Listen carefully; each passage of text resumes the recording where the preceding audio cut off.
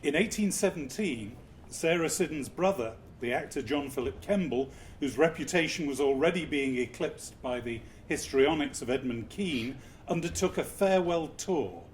When he reached Edinburgh, he had the good sense to ask his friend Sir Walter Scott to pen a farewell speech for him.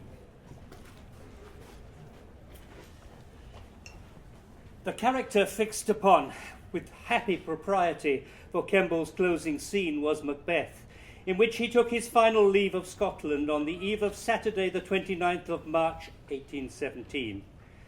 He had laboured under a severe cold for several days, but on this memorable night the physical annoyance yielded to the energy of his mind. He was, as he said in the green room immediately before the curtain rose, determined to leave behind him the most perfect specimen of his art which he had ever shown, and his success was complete. At the moment of the tyrant's death, the curtain fell by the universal acclamation of the audience. The applauses were vehement and prolonged. They ceased, were resumed, rose again, were reiterated again, were hushed. In a few minutes the curtain ascended, and Mr. Kemble came forward in the dress of Macbeth, the audience, by a consentaneous movement, rising to receive him, to deliver this address.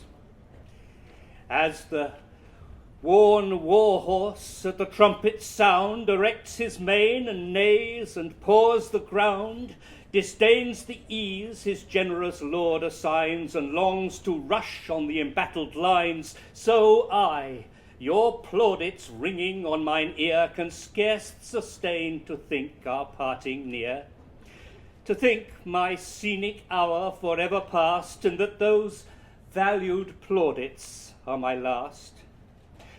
Why should we part while yet some powers remain that in your service strive not yet in vain?